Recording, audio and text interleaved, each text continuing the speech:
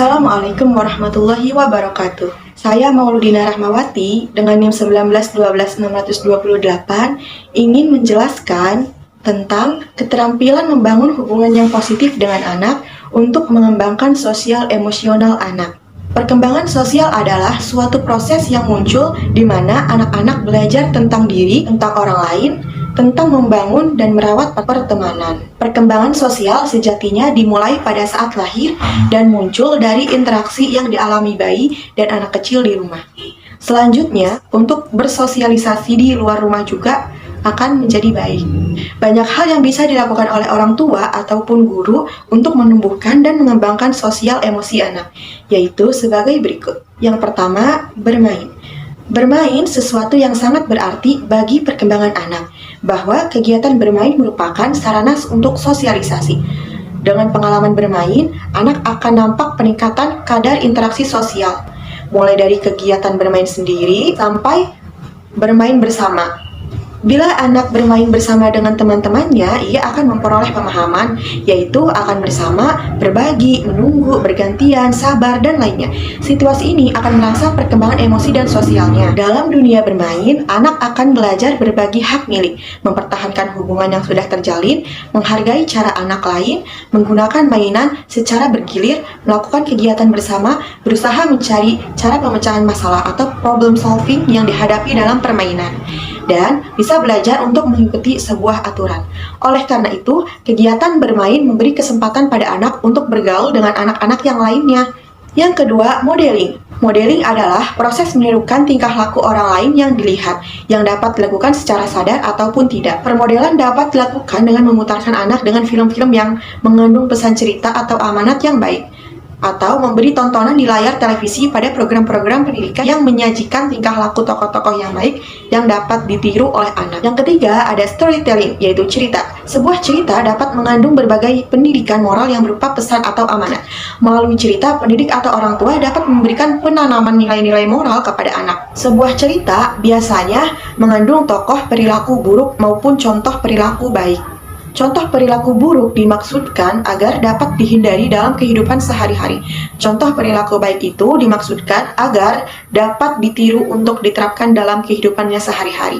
Yang terakhir, drama. Bermain drama dapat membantu anak mencobakan berbagai peran sosial yang diamatinya, memantapkan peran sesuai dengan jenis kelaminnya, melepaskan segala masalah pada dirinya, menghilangkan kejenuhan dan meluapkan kegembiraan, berimajinasi, dan bekerja sama membangun sebuah interaksi sosial dengan anak-anak yang lain.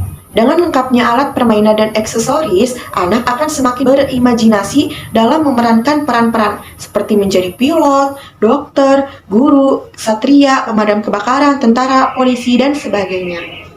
Terima kasih. Wassalamualaikum warahmatullahi wabarakatuh. Baiklah, di sini saya akan menjelaskan tentang keterampilan membangun hubungan yang positif dengan keluarga.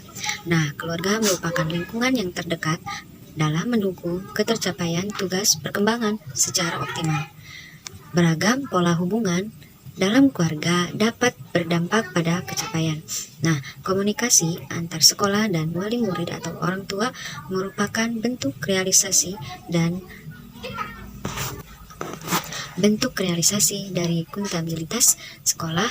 Nah, komunikasi dan interaksi yang terjadi di sekolah, walaupun dalam waktu yang sempit, harus terjalin dengan baik dan efektif agar bisa mempengaruhi kehidupan peserta didik.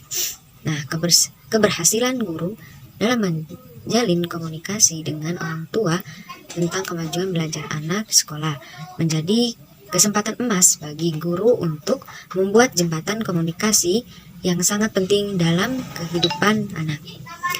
Selanjutnya yaitu elemen penting dalam menjalin komunikasi positif. Nah, yang pertama yaitu kejelasan. Nah, agar pesan kita dapat disampaikan dan dimengerti atau mudah dipahami oleh lawan bicara. Yang pertama yaitu menuliskan catatan penting dan informasi yang akan disampaikan. Yang kedua yaitu konsistensi. Nah, manusia memiliki kecenderungan untuk membanding-bandingkan pengalamannya, termasuk perlakuan orang lain terhadap dirinya. Nah, oleh karena itu, sangatlah penting bagi guru untuk memiliki konsistensi dalam berkomunikasi, baik dengan orang tua maupun anak, meskipun topik atau pembahasan yang diungkap dirasa sebagai hal sepele atau tidak penting bagi guru. Konsistensi ini akan meminimalisasi timbulnya prasangka, misalnya guru dinilai tidak adil atau pilih kasih. Yang ketiga yaitu peduli. Nah, guru terbaik adalah yang mengematamakan hati sehingga apapun yang terjadi direspon oleh guru berdasarkan cinta yang tulus terhadap peserta didik. Nah, dengan demikian peserta didik pun akan belajar dengan mengoptimalkan potensinya karena anak merasa didukung dan dihargai. Assalamualaikum warahmatullahi wabarakatuh. Perkenalkan, nama saya Royhaniatus Aliyah, NIM saya 1912622. Di sini saya akan melanjutkan materi selanjutnya, yaitu karakteristik atau ciri-ciri komunikasi positif. Yang pertama ada pesan yang jelas. Pesan yang jelas yang ingin disampaikan pengirim harus sederhana, mudah dipahami, dan disusun secara sistematis untuk mempertahankan keberartiannya. Jadi, pesan yang jelas itu pesan yang singkat, namun mudah dipahami oleh orang itu. Dan yang kedua, ada pesan yang benar, yaitu informasi yang dikomunikasikan tidak boleh kabur atau salah dalam arti apapun. Itu harus bebas dari kesalahan dan kesalahan tata bahasa. Jadi, pesan yang benar itu harus sesuai dan tidak boleh salah. Yang ketiga ada pesan lengkap, yaitu komunikasi adalah dasar untuk pengambilan keputusan. Jika informasi tidak lengkap, itu dapat menyebabkan keputusan yang salah. Jadi pesannya harus lengkap dan informasinya juga harus lengkap agar tidak ada keputusan yang salah. Nah, yang keempat yaitu pesan tepat. Pesan yang dikirim harus singkat dan singkat untuk memfasilitasi interpretasi langsung dan mengambil langkah yang diinginkan. Jadi, pesan tepat yaitu pesan harus dikirim dengan singkat dan mengambil langkah yang diinginkan. Yang kelima ada keandalan. Keandalan yaitu pengirim harus yakin dari tujuannya bahwa apapun yang ia sampaikan adalah benar berdasarkan pengetahuannya. Bahkan, penerima harus memiliki kepercayaan pada pengirim dan mengandalkan pesan yang dikirim. Yang keenam ada pertimbangan penerima, yaitu media komunikasi dan peraturan fisik lainnya harus direncanakan dengan mengingat sikap, bahasa, pengetahuan, tingkat pendidikan, dan posisi penerima. Yang ketujuh ada kesopanan pengirim. Nah, yaitu pesan yang disusun sedemikian rupa harus mencerminkan kesopanan, kerendahan hati, dan rasa hormat pengirim terhadap penerima. Jadi kalau mengirim pesan itu harus mencerminkan kesopanan juga dan rasa hormat pengirim kepada penerima gitu. Nah, terus ada keterampilan komunikasi yang perlu dimiliki guru. Apa saja sih? Nah, ini tuh penting bagi guru PAUD untuk memiliki keterampilan berkomunikasi yaitu yang pertama ada mengamati. Nah, guru PAUD itu harus memiliki keterampilan mengamati yang tajam untuk mendapatkan lebih banyak pengetahuan dan informasi. Jadi, guru PAUD itu harus bisa mengamati anak tersebut. Nah, karena berbagai anak kan bermacam-macam karakter, ada yang aktif, pendiam, dan lain sebagainya. Jadi guru harus bisa mengamati, wah anak itu ternyata pendiam dan anak itu ternyata lebih aktif gitu. Nah, lalu ada yang kedua, bertutur kata, lisan, dan tulisan, yaitu guru harus menggunakan kata-kata yang jelas dan kalimat yang ringkas agar dapat dimengerti oleh anak. Dan yang ketiga ada mendengarkan dan memahami. Guru PAUD harus bisa menjadi pendengar yang baik, waspada, tidak cepat memotong pembicaraan, serta mampu memahami dan menafsirkan pesan secara objektif. Jadi guru itu harus menjadi pendengar yang baik, jangan memotong pembicaraan, dan mampu memahami pesan secara objektif. Nah, yang keempat ada kecerdasan emosional. Guru PAUD juga harus sadar secara emosional dan kemampuan untuk mempengaruhi orang lain dari dalam. Yang kelima ada self-effication, yaitu guru PAUD harus memiliki keyakinan pada dirinya, diri sendiri dan kemampuan untuk mencapai tujuan komunikasi. Sebagai guru PAUD itu harus memiliki keyakinan dan pada dirinya sendiri agar mencapai suatu tujuan untuk berkomunikasi dengan anaknya, dengan anak muridnya gitu. Nah, yang keenam ada percaya diri. Guru PAUD itu harus percaya diri agar dapat meyakinkan orang tua dalam menerima pesan yang disampaikan. Nah, yang ketujuh ada rasa hormat.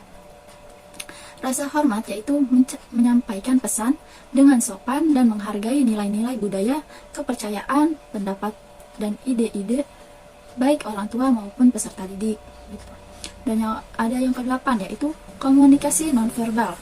Jika dilakukan secara tatap muka, baik daring maupun luring, hal ini menambah kelancaran dalam berkomunikasi. Sementara itu, selama BDR, hal ini menjadi suatu tantangan karena komunikasi yang dilakukan lebih banyak didominasi oleh bentuk komunikasi tulisan. Gitu. Yang kesembilan ada pemilihan media yang tepat. Nah, pilihan media yang tepat untuk berkomunikasi sesuai dengan situasi, prioritas pesan, sudut pandang orang tua, dan lain-lain. Yang terakhir ada 10. Memberikan umpan balik. Nah, komunikasi akan efektif jika merupakan proses dua arah. Seorang harus menerima dan juga memberi umpan balik. Nah, cukup sekian materi dari saya. Kurang lebihnya mohon maaf. Wabillahi taufiq wal hidayah. Wassalamualaikum warahmatullahi wabarakatuh. Assalamualaikum warahmatullahi wabarakatuh. Nama saya Mita Oktaviani dengan NIM 1912610014. Nah, di sini saya akan menjelaskan mengenai keterampilan membangun hubungan yang positif dengan kolega untuk mengembangkan sosial emosional. Nah, di sini aspek kunci dari perkembangan emosi pada anak-anak adalah belajar bagaimana mengatur emosi. Anak-anak melihat bagaimana orang tua mereka menampilkan emosi dan berinteraksi dengan orang lain, dan mereka meniru apa yang mereka lihat pada orang tua mereka dan yang telah dilakukan untuk mengatur emosi.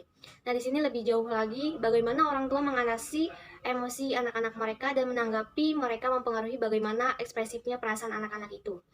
Nah, bereaksi dengan kritik atau menolak kesedihan atau kemarahan seorang anak mengkomunikasikan bahwa emosi mereka tidak valid atau tidak tepat, yang dapat menyebabkan anak-anak menjadi rentan terhadap emosi negatif dan kurang mampu mengatasi stres. Selanjutnya di sini ada keterampilan menurut Vygotsky. Nah, Vygotsky ini menjelaskan bahwa bentuk-bentuk aktivitas mental berasal dari konteks sosial dan budaya di mana anak-anak berinteraksi dengan orang lain. Nah, di sini juga pada keterampilan sosial itu menjadi masalah krusial, sehingga dapat dibangun dan dikembangkan kemampuan untuk bersosialisasi dan individu sejak dini. Nah, Vygotsky juga menjelaskan bahwa bentuk aktivitas mental berasal dari konteks sosial dan budaya di mana anak-anak berinteraksi sehingga memahami perkembangan anak. Orang dewasa diminta untuk memahami hubungan sosial yang terjadi di lingkungan di mana anak-anak berkumpul.